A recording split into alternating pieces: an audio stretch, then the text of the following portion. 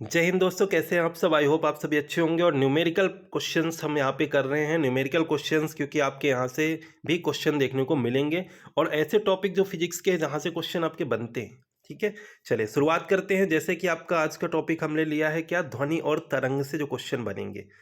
यदि तरंग की तरंग दैर्ध्य आपके देखें तो 5 मीटर है और आवर्तकाल 2 सेकंड है, तो तरंग द्वारा 50 मीटर की दूरी तय करने में कितना समय लगेगा। मोस्ट इंपॉर्टेंट क्वेश्चन है। अगर आप इन्हीं क्वेश्चंस को, सभी क्वेश्चंस को अच्छे से कर लेते हैं तो आपको एग्जाम में क्वेश्चन देखने को मिल जाएंगे। कैसे करना है इसका, सबसे पहले अगर हम देखें तो क्या आंसर हो जाएगा 20 सेकेंड। ठीक है, 20 सेकेंड आपका इसका राइट आंसर होगा। अब इसे सॉल्व कैसे करेंगे मैं आपको बता देता हूँ डिटेल में। देखिए, आवर्तकाल एक दोलन को पूरा करने में लगे समय को कहा जाता है आवर्तकाल। तरंग दैर्ध्य एक दोलन द्वारा जो तय दूरी होती है, इसीलिए अगर हम देखें 5 मीटर की दूरी तय करने में लगा समय अगर हम देखें कितना है, 2 सेकंड है, तो 1 मीटर की दूरी करने में लगा समय कितना हो जाएगा, 2/5 सेकेंड। ठीक है, अगर आप ये तो आप इतना तो आप मैथ में सॉल्व किया होगा इस क्वेश्चन, ऐसे क्वेश्चन आपने मैथ में किए होंगे। 5 मीटर की दूरी तय करने में लगा 2 सेकंड है, तो 1 मीटर की दूरी में 2/5 सेकंड हो जाएगा। तो 50 मीटर की दूरी तय करनी है तो बस आपको क्या करना है, 2/5 इंटू 50, और 5 से 10 बार जाएगा, 10 से 2 मल्टीप्लाई करेंगे, 20 सेकेंड आंसर आ जाएगा। क्वेश्चन समझ लीजिए कैसे पूछा जाएगा। तरंग दैर्ध्य दी जाए, तरंग की तरंग दैर्ध्य दी जाएगी और आवर्तकाल दिया जाएगा। और तो तरंग की 50 मीटर की दूरी की जगह में कुछ भी दे सकता है, 20 दे दिया गया, तो कितना समय लगेगा, तो आप ऐसे आंसर कर सकते हैं 2/5 इंटू 20।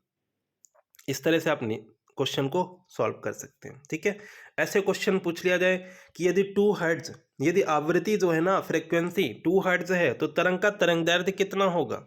तरंग का तरंग दैर्ध्य कितना होगा, तो इससे तो आप डायरेक्टली आंसर कर सकते हैं। कैसे निकालेंगे, तो देखिए ये फॉर्मूला होता है आपके यहाँ पे, अगर हम देखें तो आपका जो फॉर्मूला होता है 1/2 और डायरेक्टली आंसर करेंगे तो आपका ये फॉर्मूला, ये सूत्र याद रखिएगा। आप सभी सूत्र याद रखिएगा। 1/n का फॉर्मूला होता है, तो n आपको दिया गया है 2, n आपको यहाँ पे दिया गया है 2 हर्ट्ज। ठीक है, फ्रिक्वेंसी, तो 1/2 निकालेंगे तो आंसर क्या आ जाएगा, 0.5 आंसर आ जाएगा। ठीक है, नेक्स्ट क्वेश्चन है, यदि आवृत्ति 30 हर्ट्ज आपको दे दी गई तो आवर्तकाल निकालना है, तो आवर्तकाल क्या हो जाएगा।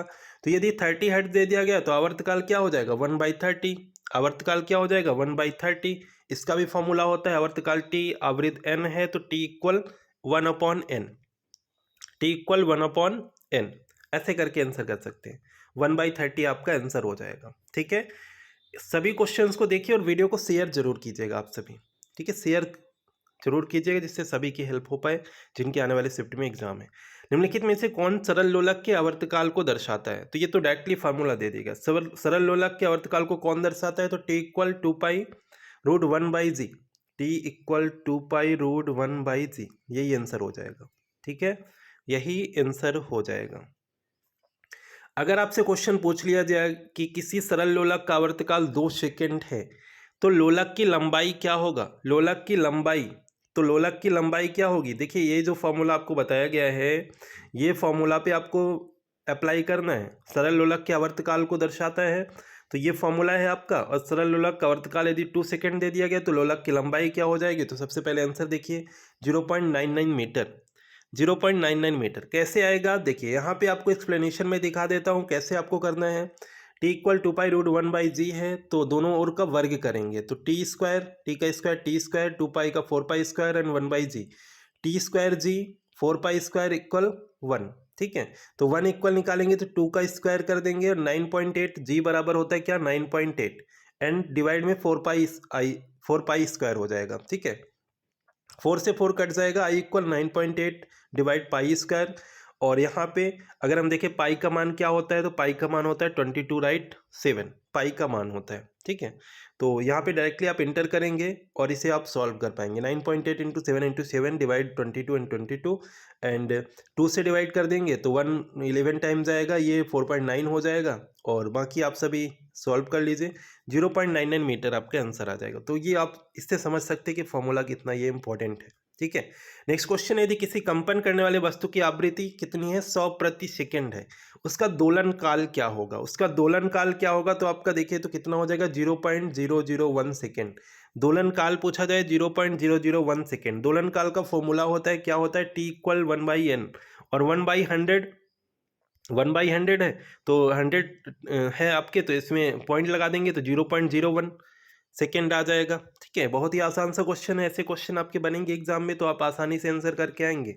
और आप का एग्जाम कब है आप कमेंट करके जरूर बताएं, कब है आपका एग्जाम। देखिए नेक्स्ट है कि 9.8 मीटर लंबे लोलक का आवर्तकाल क्या हो जाएगा। 9.8 मीटर लंबे लोलक का आवर्तकाल पूछा गया है, क्या हो जाएगा 6.2857 सेकेंड।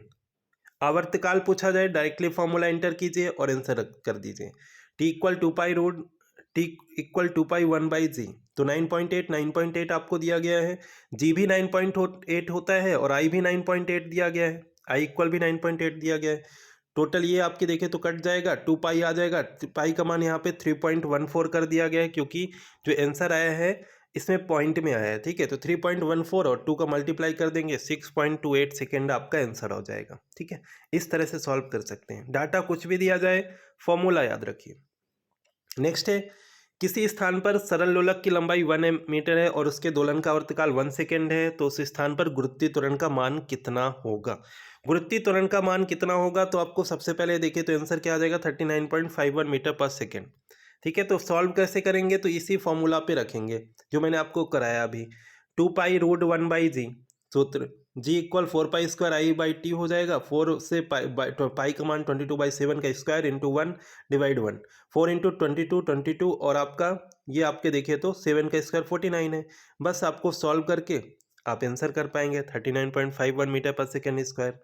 फॉर्मूला कितना इंपॉर्टेंट है आप सभी देख सकते हैं। कुछ ऐसे हैं जो कि आसानी से आंसर कर सकते हैं। 1 सेकेंड पेंडुलम की लंबाई कितनी होगी, तो आपको याद रखना है 0.9925 मीटर। डायरेक्टली क्वेश्चन अगर आपसे पूछ लिया गया 1 सेकेंड पेंडुलम की लंबाई कितनी होगी, 0.9925 मीटर। बस इसी फॉर्मूला पे रख दीजिए और डायरेक्टली आप आंसर कर पाएंगे। ठीक है, अब सेकेंड पेंडुलम का आवर्तकाल 2 सेकेंड होता है। बस आपका जी का मान 9.8 है, 4 पाई², आप आसानी से आंसर कर पाएंगे। नेक्स्ट है कि एक वस्तु सरल आवर्त गति पर दोलन करता है जिसका आवर्तकाल 8 सेकेंड है और आयाम 0.40 मीटर है, तो वस्तु का अधिकतम वेग ज्ञात करना है। वस्तु का अधिकतम वेग क्या हो जाएगा 0.3142 मीटर पर सेकेंड। ठीक है, कैसे करेंगे, आवर्तकाल दिया गया है टी इक्वल एट आयाम आर दिया गया है 0.40 मीटर। कोणीय वेग का फॉर्मूला होता है ओमेगा इक्वल 2 पाई/t। फॉर्मूला होता है 2 पाई डिवाइड 8, टी का मान दिया गया है 8, तो 2 से कट जाएगा 4 टाइम्स, पाई डिवाइड 4, तो अधिकतम वेग निकालना है तो आर ओमेगा हो जाएगा, और आर ओमेगा यानी कि 0.4 इंटू 3.14 डिवाइड 4। ठीक है, जिसमें कि 0.4 0.785 3.314 मीटर पर सेकेंड, 0.314 मीटर पर सेकेंड आपका आंसर आ जाएगा। ठीक है, यहाँ पे ओमेगा ये कैसे समझ में आया आपको, इसका मान दिया गया पाई/4, पाई का मान दिया गया 3.14 और डिवाइड 4। ठीक है, ये अगर आपको यहाँ पे क्लियर नहीं हुआ तो मैंने आपको बता दिया। चलिए नेक्स्ट क्वेश्चन कर लेते हैं। घड़ी के मिनट की सुई का आवर्तकाल कितना होता है, तो ये क्वेश्चन डायरेक्टली बन सकता है कि घड़ी के मिनट की सुई का आवर्तकाल अगर आपसे पूछा जाए तो मिनट की सुई अगर हम देखें तो मिनट की सुई तो आपके 60 मिनट, डायरेक्टली आंसर कर पाएंगे। मिनट की सुई का आवर्तकाल पूछा जाए तो डायरेक्टली आंसर कर पाएंगे 60 मिनट। ठीक है, अगर आपसे पूछ लिया जाए घंटे की सुई का आवर्तकाल कितना होगा तो आप डायरेक्टली आंसर कर सकते हैं। घंटे की सुई का आवर्तकाल पूछा जाए तो आपके कितना हो जाएगा, तो 12 घंटे। घंटे की सुई का आवर्तकाल पूछा जाए तो 12 घंटे। ठीक है, नेक्स्ट क्वेश्चन है कि एक वस्तु सरल आवर्त गति पर गतिशील है, इसका अधिकतम वेग 1 मीटर पर सेकेंड है, अधिकतम त्वरण 1.57 मीटर पर सेकेंड स्क्वायर है, तो आवर्तकाल की गणना करना है। आवर्तकाल की गणना करना है तो आपका क्या, देखिए आपको मैंने फॉर्मूला बताया क्या, अधिकतम वेग ओमेगा/r, और अधिकतम त्वरण जो है ना मेगा²/r। ठीक है, तो ये आपको डिवाइड कर देना है 1/57 डिवाइड 1, तो ओमेगा/r इक्वल 1.57, और कोणीय वेग फॉर्मूला होता है 2 पाई/t, तो टी इक्वल 2 पाई/ओमेगा हो जाएगा। और डायरेक्टली यहाँ से 2 से पाई का मान रख देंगे 3.14 और 1.57 ये जो ओमेगा आए हैं, और इससे 2 इंटू 2 इंटू 4 सेकेंड आपका हो जाएगा आंसर। ठीक है, इस तरह से आपको क्वेश्चन को करना है। अगला क्वेश्चन है जहाँ पे तरंग की आवृत्ति दी गई है 2 हर्ट्ज और तरंग दैर्ध्य दिया गया है 4 मिनट। ठीक है, तरंग का वेग ज्ञात करना है। पहले भी मैंने क्वेश्चन को किया, वेग निकालना है तो क्या करना है आपको, वेग निकालना है तो तरंग वेग इक्वल n, एंड ये जो आपको दिया गया यहाँ पे तरंग की आवृत्ति दी गई 2 हर्ट्ज और तरंग दैर्ध्य दिया गया है 4m। तो डायरेक्टली आप आंसर कर पाएंगे 4 इंटू 2, यानी कि आपका डायरेक्टली आंसर आ जाएगा 8 मीटर पर सेकेंड। 8 मीटर पर सेकेंड डायरेक्टली आंसर आ जाएगा। केवल आपको इतना याद रखना है, तरंग वेग तो आपको जो दिया गया है डाटा बस उसे मल्टीप्लाई कर देना है। डाटा आपको दोनों दिए गए हैं, 2 हर्ट्ज एंड तरंग दैर्ध्य दिया गया है, तो बस 2 इंटू 4 आंसर हो जाएगा 8 मीटर पर सेकेंड। कैसे लगे आपको क्वेश्चन, इंपॉर्टेंट लगे? आप देखिएगा कि आपको आने वाले शिफ्ट में इस तरह से क्वेश्चन जरूर मिलेंगे। तो वीडियो को लाइक कीजिएगा, शेयर कीजिएगा एंड चैनल पे अगर आप पहली बार ज्वाइन कर रहे हैं तो सब्सक्राइब कर लीजिएगा, बेल आइकन प्रेस कर लीजिएगा, जिससे कि आने वाले ऐसे इंपॉर्टेंट टॉपिक पे वीडियो आपको मिलते रहे, क्योंकि जितने भी न्यूमेरिकल टॉपिक जहाँ से बनते हैं सभी मैं आपको कराने वाला हूँ आने से 1-2 दिन में। ठीक है, चलिए मिलते हैं नेक्स्ट वीडियो में। Thank you.